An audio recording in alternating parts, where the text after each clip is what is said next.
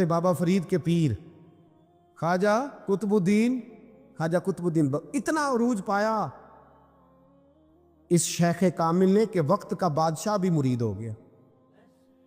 سلطان شمس الدین التمش مرید تھا، دلی کا بادشاہ بھی مرید تھا. اجمیر کا بادشاہ خواجہ معین الدین صاحب کا مرید نہیں ہوا، نہ پاک پتن کا بادشاہ بابا فرید کا مرید ہوا، لیکن خواجہ قطب صاحب کو اللہ نے یہ عظمت بھی دی. یہ شان ہے نا، اگرچہ صدقہ سارا خواجہ معین الدین کے قدموں کا ہی تھا، لیکن دلی کا بادشاہ مرید ہوا، اور اتنا اعلیٰ مرید ہوا کہ جب خواجہ قطب الدین صاحب کا وصال ہوا تو 3 شرطیں لگائی تھی. فرمایا میرا جنازہ وہ پڑھائے، جب سے توبہ کی ہے پھر اس کا سینے بد حرام کے لیے نہ کھلا ہو، اور جب سے توبہ کیا پھر لقمہ حرام اس کے گلے سے نہ گزرا ہو، اور جب سے توبہ کیا پھر کبھی نماز تہجد بھی قضا. بڑے بڑے صوفی میری طرح کے گردن جھکا کے کھڑے ہو گئے.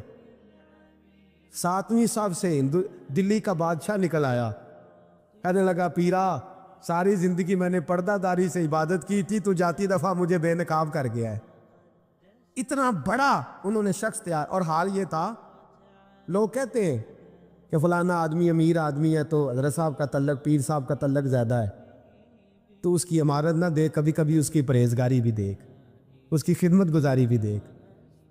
خواجہ قطب الدین صاحب پہ بھی الزام لگتے رہے. ایک الزام یہ بھی لگا کہ قریب چلے گئے. ہوا کیا، جب بادشاہ مرید ہوا تو کہنے لگا حضرت جی میں نے بادشاہی نہیں کرنی، میں نے اب خانقاہ میں رہنا ہے. تو فرمایا بیٹا تو چھوڑ دے گا تو کوئی ظالم بیٹھ جائے گا. تو حضور پھر کیا حکم ہے؟ فرمانے لگے تو نے کرنی ہے. تو کہا حضور آپ وہ کہاں ہوتے ہیں، میں کہاں ہوتا ہوں، دل ہی نہیں لگتا. تو آپ فرمانے لگے میں ڈیرا اٹھا کے تیرے قریب لے آتا ہوں. خواجہ صاحب 1 کلومیٹر کے فاصلے پر ڈیرا اٹھا کے لے آئے. فرمانے لگے میں تیری تربیت کرتا رہوں گا، تو مخلوق کا بھلا کرتے رہنا. صلی اللہ علیہ، تو حضور کی امت کا اللہ اکبر. وہ قریب. اس وقت بھی لوگوں نے بڑی باتیں کی کہ دیکھو جی بادشاہ تھا نا تو پیر صاحب ہی نیڑے آ گئے. لوگ دیکھتے نہیں کہ اصل بات کیا ہے. خیر وقت گزر گیا، بادشاہی مرید ہو گیا، تو پھر دلی سارے میں اسلام. اتنا عدل انصاف، ہندوؤں کو بات پسند نہ آئی، انہوں نے کچھ مسلمان خرید لیے. سلطان شمس الدین التمش بیٹھا ہے دربار میں. جاگ رہے نا آپ لوگ؟ سب کہیے صلی اللہ. بڑی غور سے سننے والی بات. ایک دن سلطان شمس الدین تمش دربار میں بیٹھا ہے، قاضی عدالت بھی بیٹھے ہیں، مقدمات سنے جا رہے ہیں. باہر سے رونے کی آواز آنے لگی، چیخنے چلانے کی. بی بی بیان کر رہی کیا ہو گیا کیا ہو گیا. وہ ٹال لگے ہوتے تھے بادشاہوں کے، وہ بجنے لگے، زور ہونے لگا. بادشاہ نے کہا اس فریادی کو جلدی بلاؤ. وہ اندر عورت آئی تو چیخ چیخ کے رو رو کے اس نے اپنے کپڑے پھاڑ پھاڑ کے برا حال. 2 مہینے کا بچہ. لوگ اس کی آہو زاری پر اس کی طرف متوجہ. بی بی کیا ہوا، پانی پلاؤ بٹھاؤ، یہ کیا ہو گیا. کہنے لگی لٹ گئی، عزت برباد ہو گئی، تباہ کر دی گئی. میں کیا ہوا؟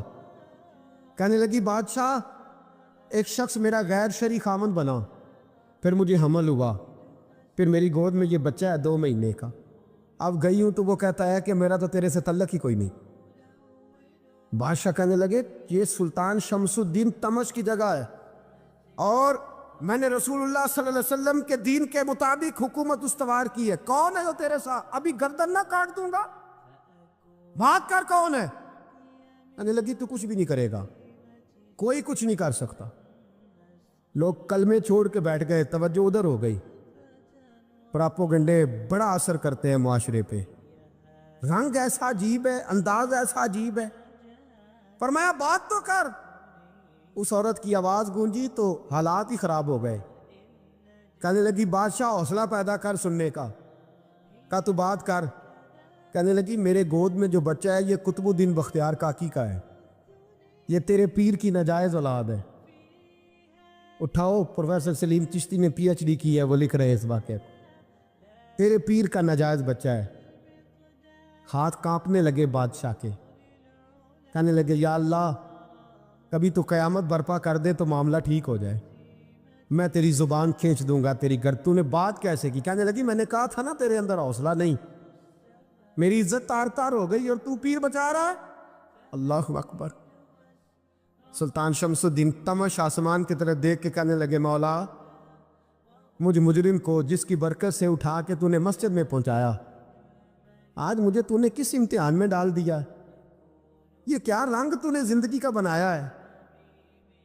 کہنے لگی بلا اسے اڑاب گردن۔ اللہ اکبر۔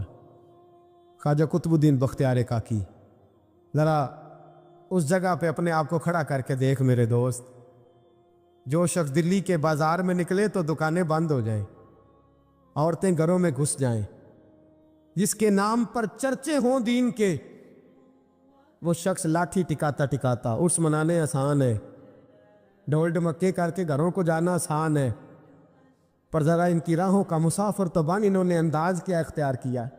حضرت خواجہ قطب الدین بختیار کاکی، خبر پھیل گئی، اتنی شہرت پاکیزگی کی نہیں ہوئی تھی جتنی اس جرم کی ہوئی۔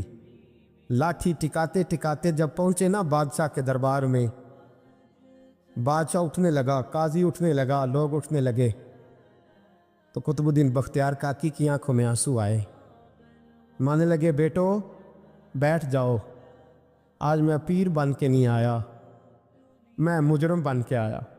اور کہا میرے مالک کا انصاف بھی دیکھو، دلی کا پیر آج دلی کی عدالت میں اپنے نا کردہ جرم کی صفائی دینے آیا ہے۔ بڑی لاٹھی پہ ٹیک لگائی، دلی کی گلیاں بھی روتی ہیں کہ یہ کیا رنگ، اللہ یہ تیرا کیا رنگ ہے، یہ تے میں گڈی تے ہاتھ ڈور سجن دے، او جنج رکھے اونج رہنا، واجب نہیں جے وچ شریعت، مندا خسم نو کہنا اے تن میرا کنگھی ہووے، میں زلف سجن دی واواں پوش میرے دی جتی بن جائے، میں یار دی قدمی آواں، مارو مارو مینوں مار مکاؤ، کوئی یوزر نہ پیش لے آواں، جے سونا ہی میرے دکھ وچ راضی، جے سونا ہی میرے دکھ وچ راضی، تے میں سکھ نو چلے ڈاواں، یار فریدا کدی بل پے سونا، یار فریدا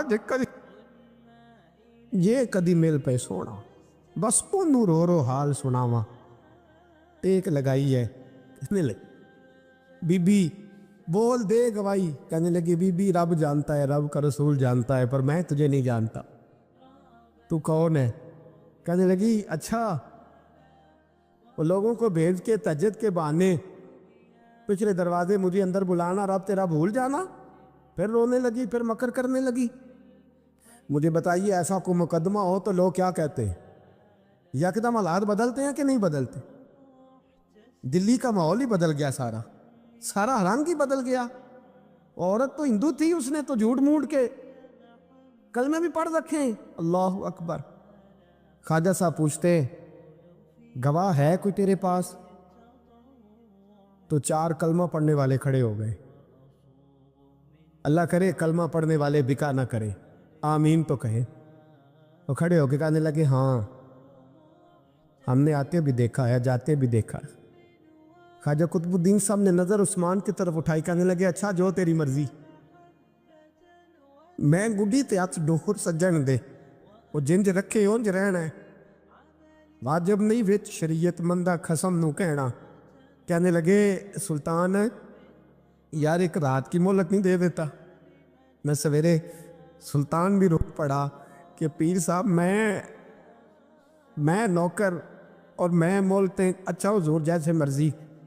باہر نکلے، خادم کہنے لگا حضور سواری پہ بیٹھ جائیں، مانے لگے نہیں یار آج پیدل جانا ہے، اس دلی کے چونکوں نے مجھے بڑی سلامیاں دی ہے، ذرا میں دیکھوں تو صحیح دلی کے بازار میری رسوائی پہ کیا کہتے ہیں، مجھے ذرا یہ پتھر بھی کھانے دے، ان کا ذائقہ بھی۔ پیدل گئے، دنیا سو گئی تو دلی کے بادشاہ نے اجمیر کی طرف منہ کیا، خواجہ معین الدین حیات تھے، بے خبر ہو جو غلاموں سے وہ آقا کیا ہے، بے خبر ہو جو غلاموں سے وہ منہ کیا۔ کہنے لگے معین الدین میں کوئی لوارس تو نہیں نا، میں کوئی لوارس ہوں کہ یہاں جو میرے ساتھ مرضی ہو جائے؟ تیری مجبوریاں درست، مگر تیرا وعدہ تھا ساتھ دینے کا، وقت آیا ہے، میں کوئی لوارس نہیں کہ اب تو اجمیر میں بیٹھا رہے اور میں دکھ سارا اکیلے برداشت کروں۔ بڑھاپے کا مجھے بھی پتہ ہے، کمزوری کا مجھے بھی پتہ ہے، ذوف کا مجھے بھی پتہ ہے، پر تتی تھوڑے تھکڑے کھاندڑیاں، میں بھی تو تیرے نام تو مفت بھی کھاندڑیاں، مجھے بھی تو پتہ ہے نا، منم غلام نے علی حیدری یم قادری یم تمز احمد رضا خامی زنم، میں نے بھی تو اپنا نام نہیں نا جپا، تیرا ہی جپا ہے ساری زندگی۔ یہ لفظ کہے، کہتے میں رویا، آنکھ لگی تو حضرت خواجہ معین الدین صاحب خواب میں ملے، کہنے لگے قطب الدین میرا انتظار کرنا، میں پہنچ رہا ہوں، میرا انتظار کرنا، میں